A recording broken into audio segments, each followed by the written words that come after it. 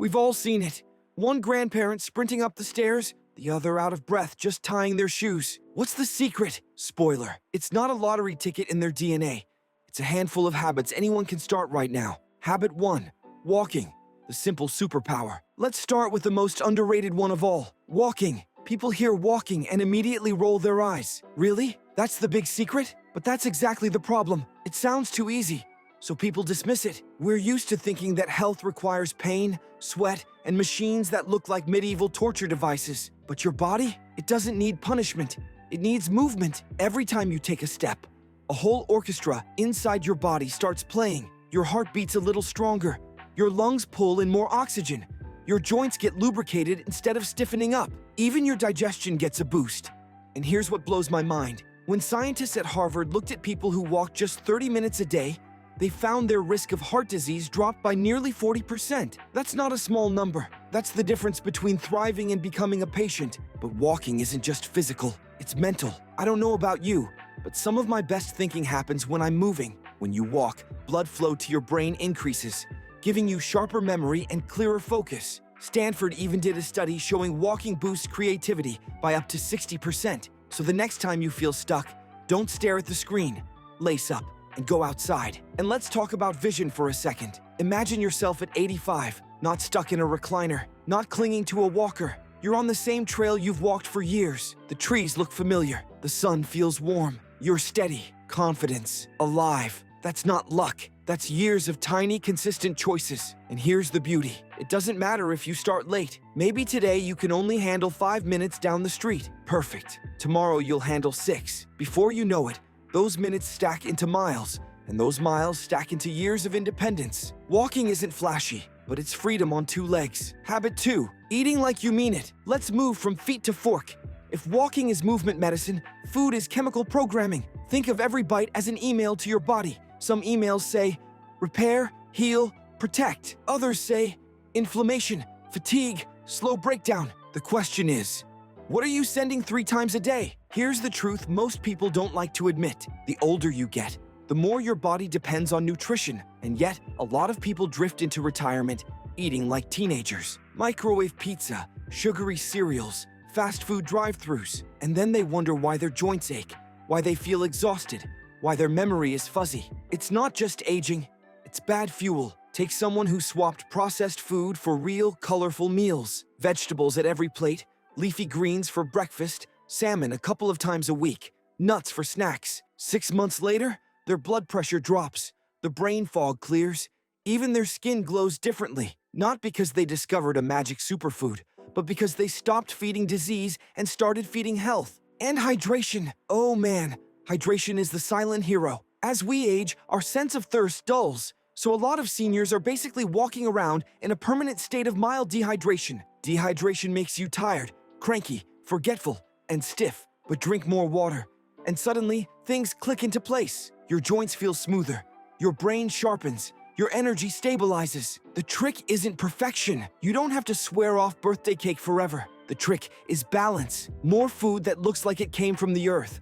Less food that looks like it came from a factory. Every forkful is either pushing you toward independence or dragging you toward illness. You get to choose. Habit 3. Training your brain. Now, let's shift gears from stomach to skull. Everyone fears physical decline, but the one thing that terrifies people most is losing their mind, forgetting names, losing track of conversations, standing in the kitchen, staring at the fridge, and having no idea why you're there. Here's the part most people don't realize. Your brain doesn't have to rot as you age. It's plastic, meaning it can adapt and grow new connections at any age, as long as you keep challenging it. The problem is, a lot of people retire and stop challenging themselves. They watch TV for hours, scroll endlessly, and let their brain atrophy. But it doesn't have to be that way. Reading keeps your comprehension sharp. Puzzles flex your memory. Learning new skills builds whole new networks in your brain. One study found that people who regularly did puzzles had better short-term memory and processing speed than those who didn't. That's not genetics. That's training.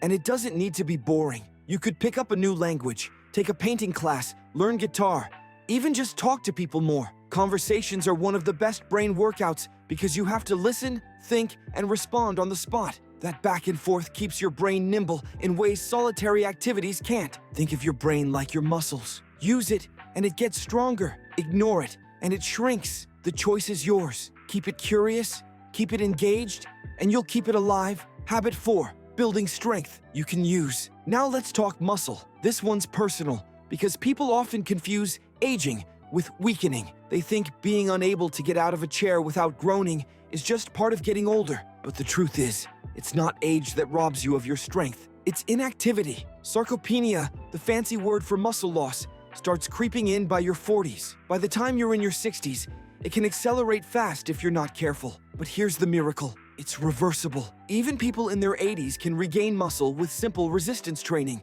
Not bodybuilding, not CrossFit, just moving with intention. Chair squats, wall push-ups, lifting soup cans, carrying grocery bags on purpose. These are all signals to your body. Keep this muscle. We still need it. Do that consistently, and you'll notice changes quickly. You'll stand taller, walk steadier, move with more confidence, and the ripple effect is huge. Strong muscles protect your bones, reducing the risk of fractures. They keep your metabolism humming, so your energy stays higher. Most importantly, they keep you independent, because once you lose the ability to move on your own, everything else gets harder. Strength isn't vanity at this stage of life.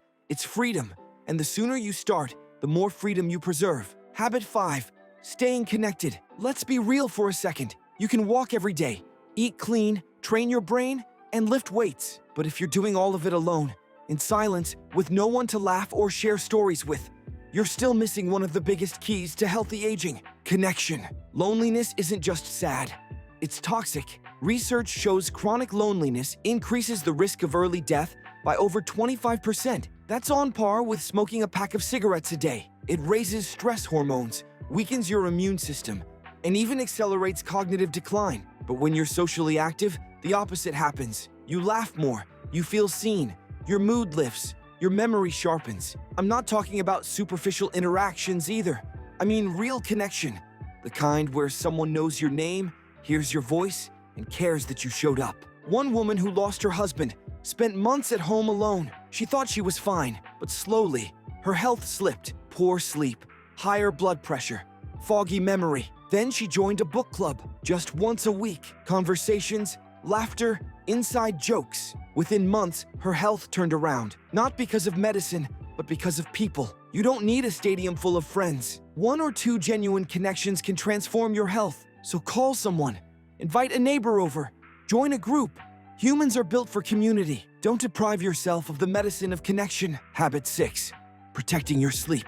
And finally, sleep. This one's the sneakiest habit of them all, because people don't take it seriously until they're already wrecked. You've heard the joke, "I'll sleep when I'm dead." The irony, skipping sleep is the fastest way to get there. Sleep is not just rest.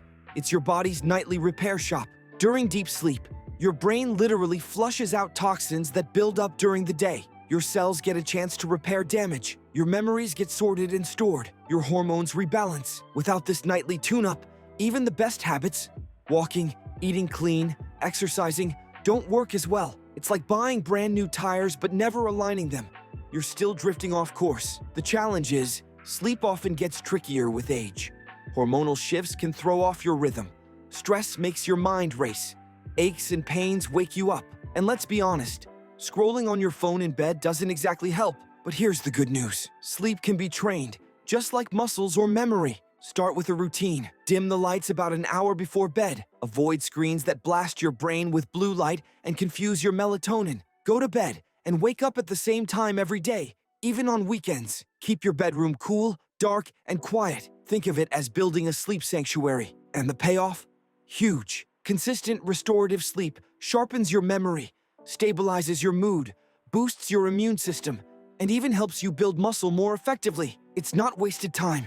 It's the foundation that makes everything else work. So here's the challenge. Treat your bedtime with the same respect you'd give a doctor's appointment. You wouldn't casually cancel that, right? Do the same for sleep, because protecting your nights is the surest way to win your days. So there it is. 6 habits that determine how well you age. Walking, eating real food, training your brain, keeping your strength, staying connected, and protecting your sleep. None of these require you to overhaul your life overnight.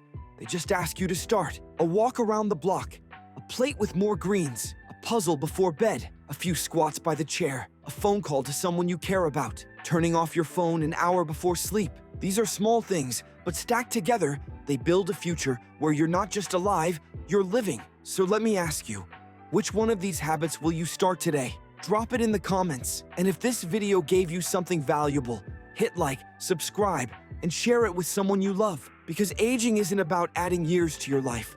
It's about adding life to your years.